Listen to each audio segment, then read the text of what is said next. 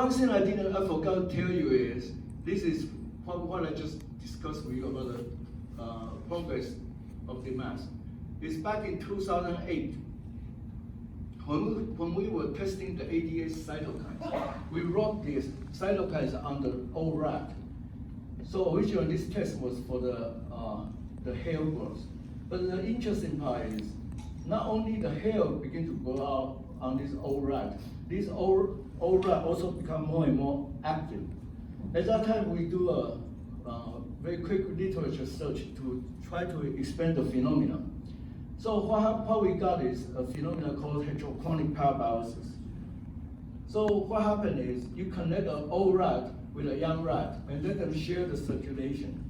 So after you share circulation, merely in 5 days, if you do a biopsy of the old rat, you can see the tissue. You can see the tissues of the brain and liver and things like that of the old rat. After 5 days, already become younger. Okay.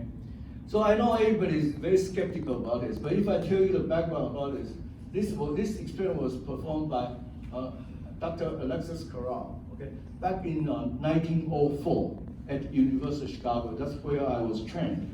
And this is the guy who invented the vascular anastomosis, and he's the great master of the cardiovascular surgery and the transplant surgery. And he's also awarded the 1992 Nobel Prize in medicine and the physiology. Alexis Carrel is also the guy who proposed to make assumptions that cells can be immortal.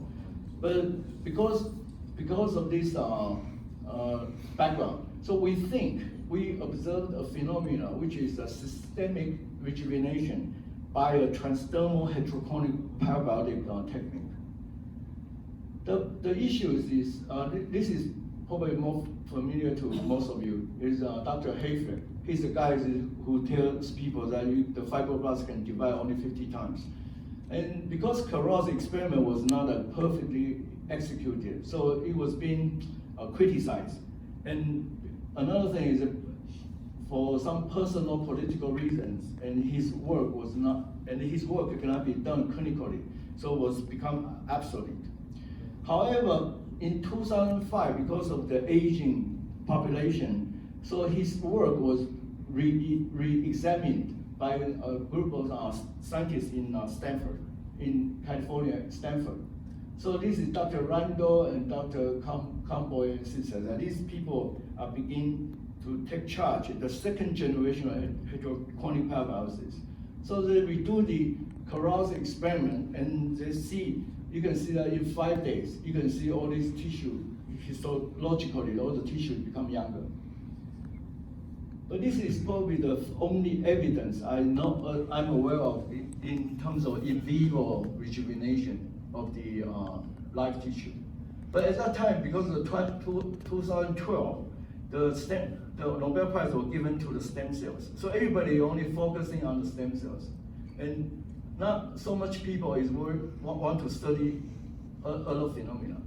Another interesting piece of information came out in 2016. So Stanford group, they observe a phenomena that because before this experiment, everybody only aware of that in the young blood, you do have some very useful trophic factors. But in this experiment, they find out that in the old blood, actually it's very toxic for the body. So at this time, we realized that what we were doing with the stem cell transplant or stem cell cytokines, we are doing something like this. Basically, we took out the cells and we do the culture and put it back. But we are putting it back into a dirty environment, which is toxic to the cells. So it's not going to be working very well. And this also partially explains why stem cell therapies up to date is not really working at its best, okay? And so this is similar to that you have a tank of fish in the clean blood when you are young. However, when you get older, the water becomes dirty. And if you put in a lot of the small fish or young fish, it's not going to survive very well. So instead of the stem cell transplant, we begin to spend a lot of time in in terms of how do we clean up the toxin in the body and in the same time using trophic factors and to activate the resident stem cells. In terms of detoxification, it's very not difficult. There are a lot of ways you can do it. You can use a chelation therapy or those colon hydrotherapy. This is called technique called DFPP, and this you can do it in the hospital. However, we find the most effective way, if you do a little bit calculation, the easiest way is just phlebotomy. You just donate your blood, okay? And you can take out about 250 cc of blood in the average Asian female, and you can take out about 500 cc of blood in the average Asian man. So the next thing, the hard part is actually where can you get the young plasma, which is rich in trophic factors. And there are a couple of approaches. So this is the approach taken by Dr. Raymond back in 1992. This is a study using the human growth hormone. So he supplemented the deficient human growth hormone and to get some result. And this is another approach. You can also look at the trophic factors using the growth curve. And recent data comes out that actually you do a proteome analysis, you can see some of the proteome actually reduces linearly with age. However, some others reduce very rapidly after the birth. So this is the technique we came out. After we do about a couple hundred of the analysis and the proteome analysis. So our approach now is we try to get some human albumin from young donors. We can custom order from some big pharmaceutical company. And after we get those, we add in some of the growth factors and the cytokines available through the FDA. So with the recent release of the Taiwan's cell therapy regulations, and we have more weapons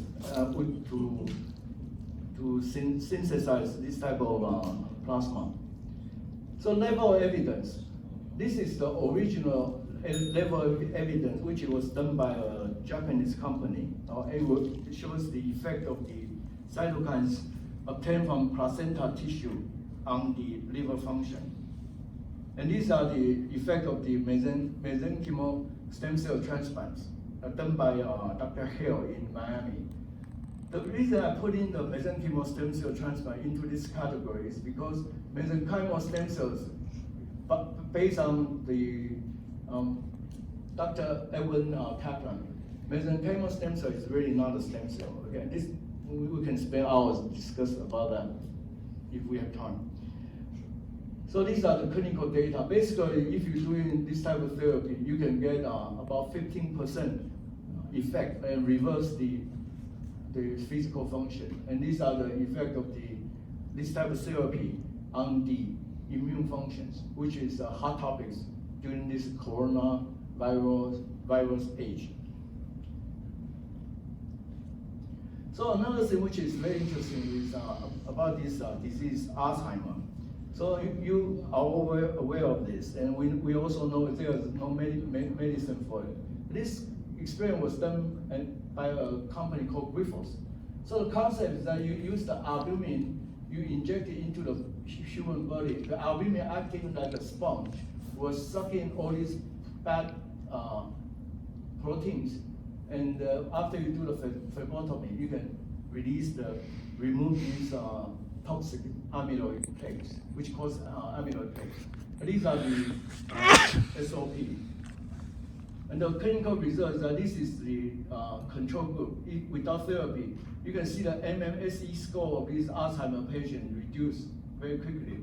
But if you do a plasma exchange on a biweekly basis, the progression of the Alzheimer disease can be slowed down by 70%, 70%.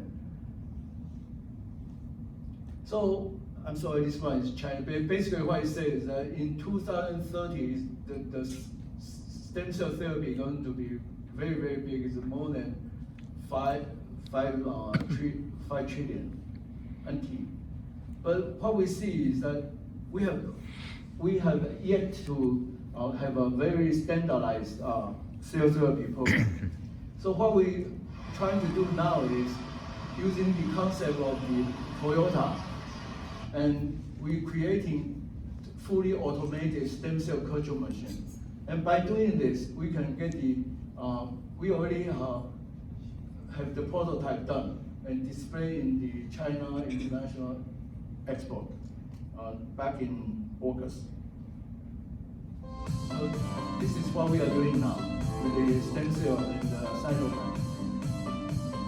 So you can do you can basically just put in the order of these for different type of stem cell and the cytokines by these machines. So this is from the nature. Okay, basically, eventually you're going to put in a coin from a vending machine. You're going to get whatever type of stem cell you want. Of course, you get it from the heart, for the brain, for the spine, and you can also for the face. And I guess this is the reason I'm talking about this technique in this conference. Okay, so what I'm trying to tell everybody is facial aging is caused by gravity and chronic inflammation. We all know about that. And we also know we have so many weapons in our hand. We have surgery, we have ADAC, and Botox, stress, fillers, energy device, 3D mask, and young plasma in our tool. And what can we do as a facial plastic surgeon? You can get involved with many designs about these devices. And you can also work on different type of material, and like hyaluronic acid and large molecules, and to facilitate these technologies. And this is a technique used by many people. They are trying to using the albumin as a carrier to add in different type of growth factors slowly to create a slow release type of plasma. So we also are trying to work on setting up equipment and which you can using isolated organ. We call it organ-specific heterochronic parabiosis, and hopefully that can rejuvenate the organ outside of the body. The last thing I want to tell you about is this technology called blockchain. This is like the early stage of the internet. The blockchain technology, most of people only aware of that as a Bitcoin, okay? But instead of the Bitcoin, we are trying to create an environment called for the face. So this is my teacher back in University of Chicago. He always say, when you are doing something, people always think it's impossible. Then after a while, you are trying to begin to get some result. People are skeptical, and when they become popular, and everybody will be saying that it's obvious. Okay, so I think we are in the second stage. Yeah. So one more thing. So we are a research and development company. So this is when I was sitting in the airplane, I was very concerned about this coronavirus because you can see all these leaks from the side. Okay. So we have problems with the surgical mask. Availability is a problem now. And when you're wearing, the mask easily displays. And you have leakage from the side. And you also create a dead space. So we're using a 3D technology, quickly design a mask. So this is our 3D mask now. So this is the picture I just got this morning was published by China. So this is the China ward for coronavirus. So I think if you, unfortunately, this become very pandemic, my mask may be very useful. So thank you for your attention.